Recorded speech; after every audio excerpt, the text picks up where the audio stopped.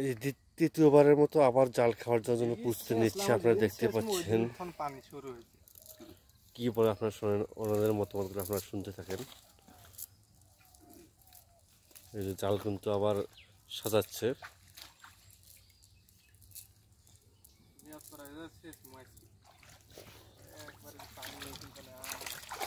নিয়েছিল আর কি পানি শেষ পেয়ে, ঠিক আছে। পুকুরটা কিন্তু পানি তো প্রচুর, এটা অনেক টাকা লাগবে তেল, এই জন্য আর কি জাল দিয়ে মারা হচ্ছে।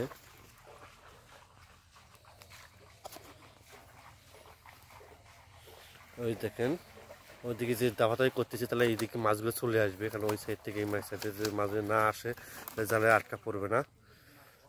ওই দেখেন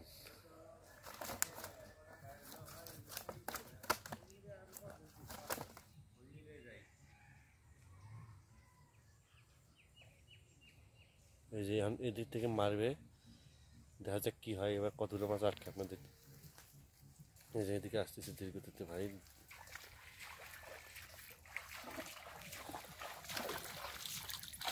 উনি ভালোই জাল ছড়িয়ে মারতে পারেন, কোনো বাঁকা দ্বারা হয় না। আমি দেখলাম, আশা করি যে দুইটা জাল ছড়িয়ে দিয়েছে, দেখলাম যে ভালোই পারেন, অনেক সুন্দর খাওয়াতে পারে। এটা কিন্তু সবাই কিন্তু ভালো মতো জাল খাওয়াতে পারে না।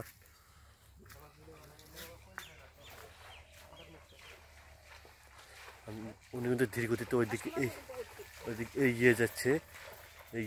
এখন দেখেন ওই সাইডে গিয়ে উনি অনেক সুন্দরভাবে জালটা ছড়িয়ে মারবে, দেখবেন প্রচুর প্রচুর পরিমাণে মাছ আটকে যাবে।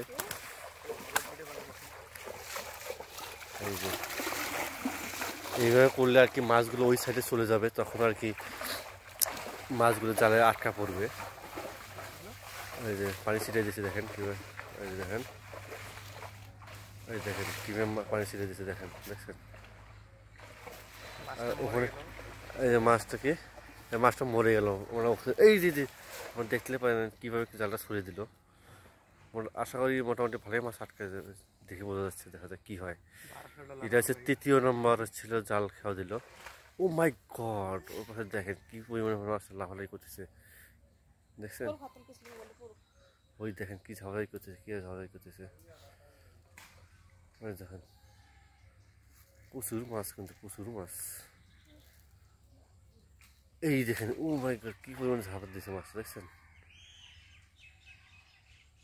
কিন্তু যখন জালের নিচে মাছগুলো পড়ে তখন অনেক ঝাপঝাপি করে, যখন উঠে তখন দেখি যে একটাও পাওয়া যায় না, সম্পূর্ণ জাল থেকে বেরিয়ে যায়।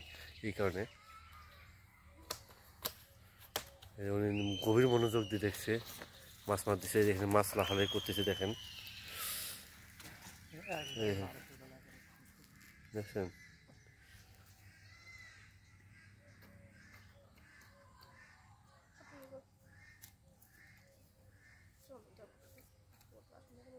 এই যে জাল কিন্তু আস্তে আস্তে উঠে আসছে, দেখেন। আর এই যে নীল আকাশ, মৃত পুকুরটা মোটামুটি আপনি দেখাই যে কুদুরটা কত। এই দেখেন এখানে একটা মাছ ঝাঁপ দিল, দেখছেন। আর একজন কান দিয়ে একদম চোখ ফুলে তুলছে, ঠিক আছে।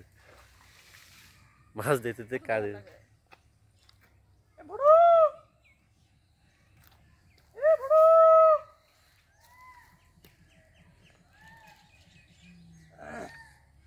নাই, সব মাছ বাইরে বেরিয়ে গেছে, এবার জালে আটকা পড়ে নাই, খালি একটা না দুটো দেখতে পেলাম।